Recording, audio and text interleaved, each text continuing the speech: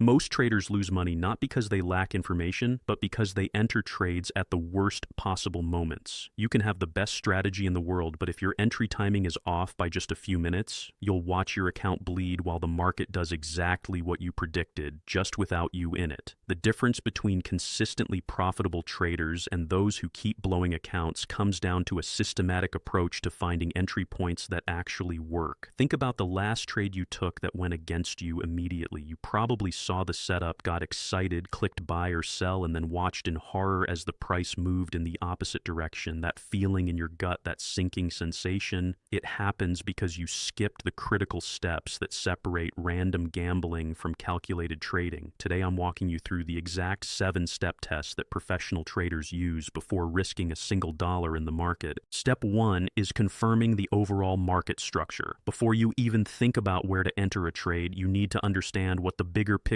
is telling you. Pull up your chart and zoom out to the daily time frame. Ask yourself one simple question. Is this market trending or ranging? If you can't answer that in 3 seconds, you're not ready to trade it. A trending market shows clear higher highs and higher lows in an uptrend, or lower highs and lower lows in a downtrend. A ranging market bounces between defined support and resistance levels like a ball in a box. Why does this matter so much?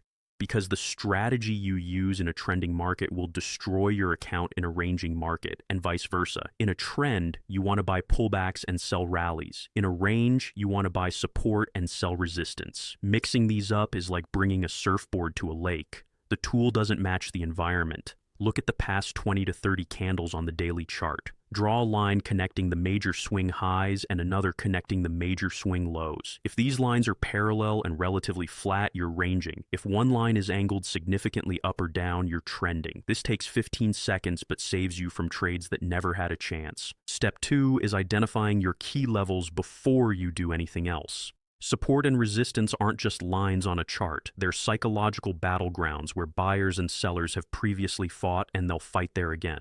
The market has memory. Prices don't move randomly. They react to levels where significant trading activity happened before. Your job is to mark these levels before you start looking for entries. Go back at least 3 months on your chart. Mark every level where price reversed sharply or consolidated for an extended period. These are your key levels. Don't just mark the obvious ones. The levels that matter most are often the ones that held multiple times or caused explosive moves when they finally broke. Use horizontal lines, not zones, for precision. A level at 1.0850 is different from 1.0855, and in trading, those 5 pips can mean the difference between profit and loss. Here's what most traders get wrong about support and resistance. They draw the lines after the fact, when price has already moved, and then they wonder why the levels don't hold. You need to mark these levels when nothing is happening, when the market is quiet, before you have any bias about direction. Once you've marked your levels, leave them alone. Don't adjust them to fit your current trade idea. The market doesn't care about your trade idea. It cares about where institutional money is positioned, and that institutional money pays attention to the same levels you should be watching. Step 3 is waiting for confluence. 1 signal is a gamble. 2 signals are a coincidence. 3 or more signals at the same price level is confluence, and that's what separates high probability setups from low probability noise. Confluence means multiple technical factors are agreeing at the exact same location on your chart. The more factors that line up, the higher your probability of success. What counts as confluence? A key support or resistance level you marked in step 2. A Fibonacci retracement level, specifically the 50%, 61.8%, or 78.6% levels. A moving average, particularly the 50 period, 100 period, or 200 period on your trading time frame. A trend line that's been respected at least twice before.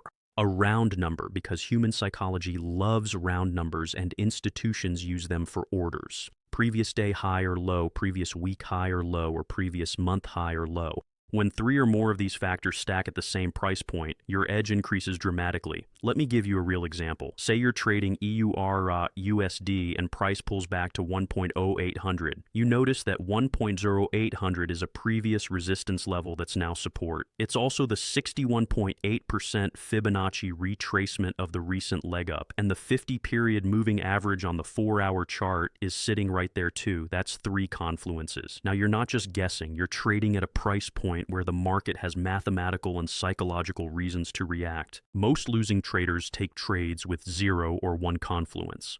They see price near a moving average and hit buy. They see a round number and think that's enough. It's not. You need the market screaming at you from multiple angles that this level matters. If you can't find at least 3 confluences, skip the trade. There will always be another opportunity, but there won't always be another account if you keep taking low probability setups. Step 4 is confirming momentum direction with indicators, but not the way you think. Indicators don't predict the future. They tell you what's happening right now and what just happened. Used correctly, they confirm whether the momentum supports your trade direction. Used incorrectly, they clutter your chart and confuse you. You only need 2 indicators maximum, and they need to complement each other, not repeat the same information. The first indicator you should use is the RSI, the Relative Strength Index. Set it to the standard 14-period setting. RSI tells you whether the market is overbought or oversold. Above 70 is overbought, below 30 is oversold. But here's the critical part most traders miss. In a strong uptrend, RSI can stay overbought for days or even weeks. In a strong downtrend, it can stay oversold just as long. So you don't trade just because RSI hits 70 or 30. You wait for RSI to come out of the extreme zone and start moving back in the direction of the trend. If you're looking to buy in an uptrend, you want to see RSI dip toward 40 or even 30, then start curling back up. That curl shows momentum is returning to the upside.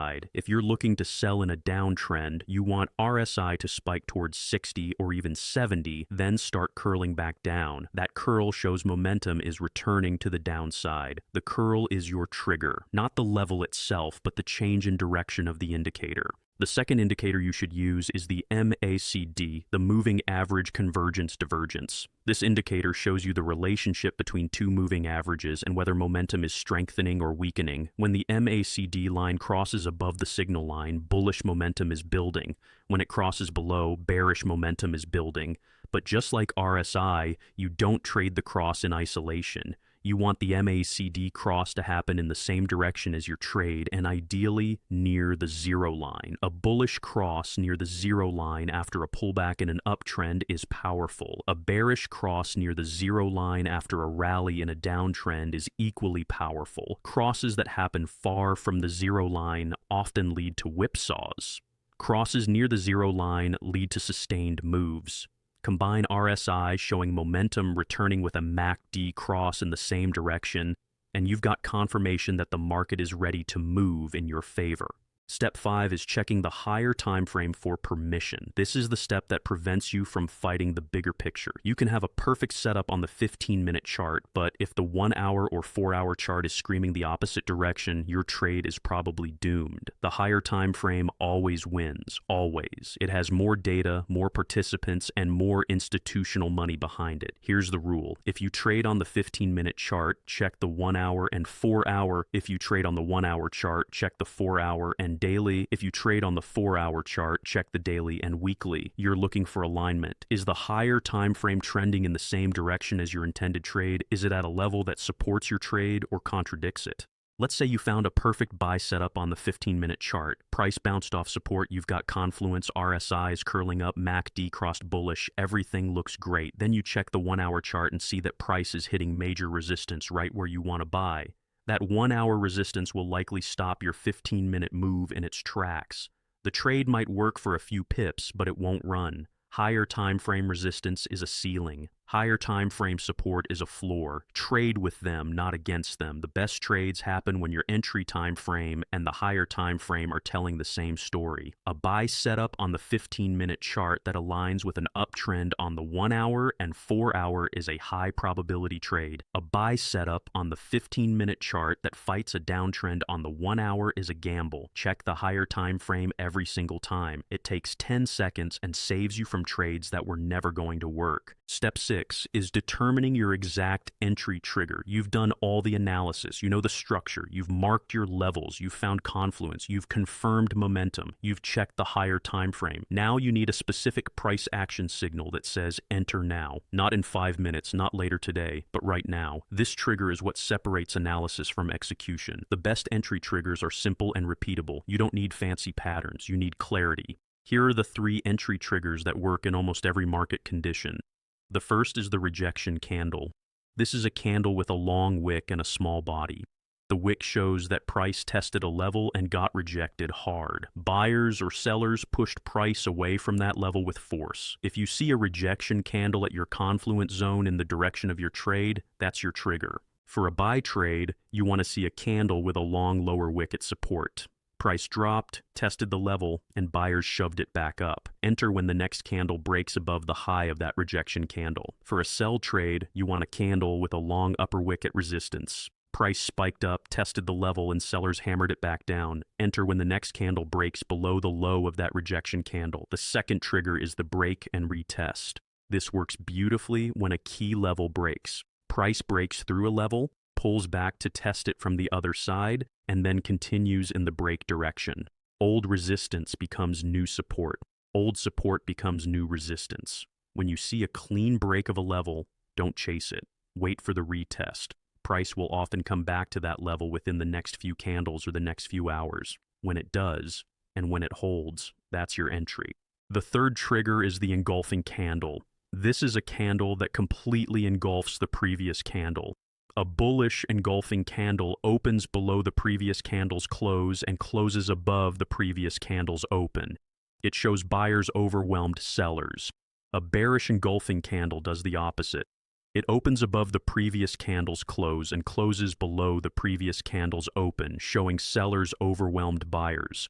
When an engulfing candle forms at your confluence zone in your trade direction, enter on the close of that candle or on the break of its high or low. Pick one of these three triggers and use it consistently. The trigger is your objective entry point. It removes emotion. It removes second guessing. When your trigger fires at your confluence zone with momentum confirmed and the higher time frame aligned, you take the trade. No thinking, no hesitation, just execution. Step 7 is the final and most important step. You must define your invalidation point before you enter. This is where your trade idea is wrong. This is where you admit the market doesn't agree with you and you exit with a small controlled loss instead of a devastating blow to your account. Every trade must have an invalidation point. If you can't define where you're wrong, you can't take the trade. Your invalidation point should be just beyond the level that gave you the trade setup. If you're buying at support, your invalidation is just below that support. If you're selling at resistance, your invalidation is just above that resistance.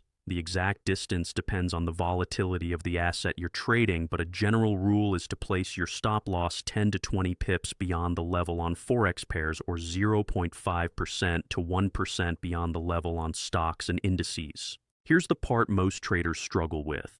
Your invalidation point determines your position size, not the other way around. You don't decide you want to trade one lot and then figure out where to put your stop. You decide where the market is wrong, measure the distance from your entry to that invalidation point, and then calculate your position size based on risking 1% to 2% of your account on that distance. If your invalidation point is 30 pips away and you have a $10,000 account, risking 1% means you can lose $100 on this trade. At $10 per pip, that's a position size of 0.33 lots. If your invalidation point is 100 pips away with the same account and risk, your position size drops to 0.10 lots. The market tells you where your stop goes. Your risk management tells you how much to trade. You don't negotiate with either. Once you've set your invalidation point and calculated your position size, you set your stop loss order immediately after entering the trade, not 5 minutes later, not when you get back from the bathroom, immediately. The market doesn't wait for you to get organized. News can drop, volatility can spike, your internet can disconnect. Your stop loss protects you from all of it. Set it and leave it alone. Don't move it further away because the trade is going against you. That's how small losses become account killers. Now let's put all 7 steps together in a real trade example. You're trading the S&P 500 index on the 4-hour chart. Step 1, you check the daily chart and see a clear uptrend with higher highs and higher lows for the past 6 weeks. Market structure is bullish. Step 2, you mark key levels and notice that 4,500 was previous resistance that broke 3 weeks ago, and price is now pulling back toward it. Step 3, you check for confluence at 4,500. Its previous resistance turned support. It's also the 61.8% Fibonacci retracement of the recent leg up from 43.50 to 45.80. and the 50-period moving average on the 4-hour chart is approaching 4,500. 3 confluences confirmed. Step 4, you check RSI and see it's at 45, coming out of oversold territory and starting to curl back up. MACD crossed bullish 2 candles ago near the 0 line. Momentum is confirming. Step 5, you check the daily chart. Still in a strong uptrend, no resistance overhead, and the daily candle structure supports further upside. Higher time frame gives permission. Step 6, price reaches 4,500 and forms a bullish rejection candle with a long lower wick. The next candle breaks above the rejection candle's high. Entry trigger confirmed. You enter long at 4,503. Step 7.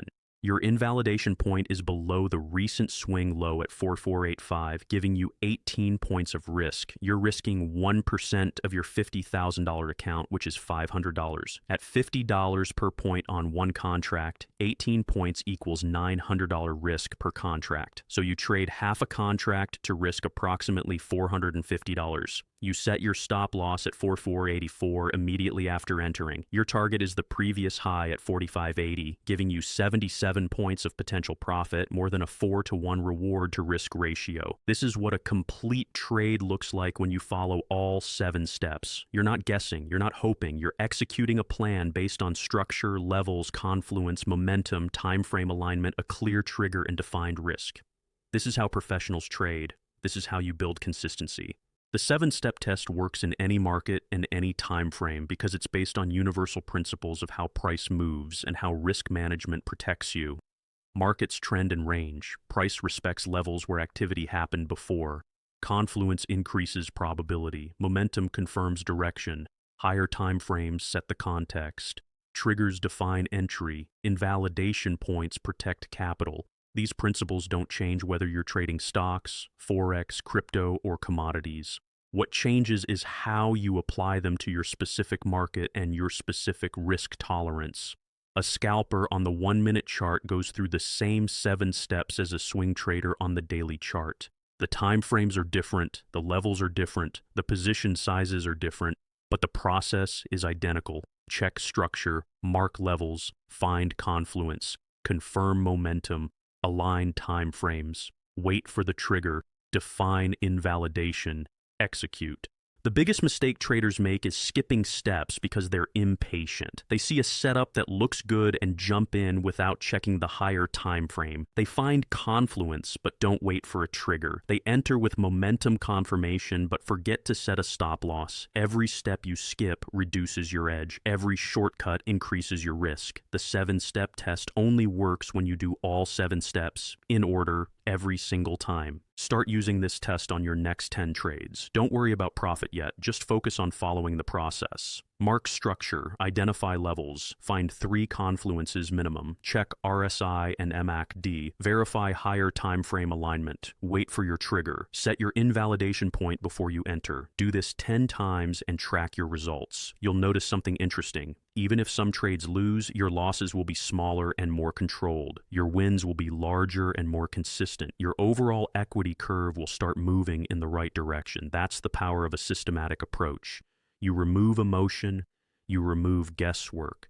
You trade what the market shows you, not what you hope it will do. The 7-step test is your filter. It keeps you out of bad trades and gets you into good ones. It won't make you rich overnight, but it will keep you in the game long enough to actually build wealth over time. And in trading, staying in the game is half the battle.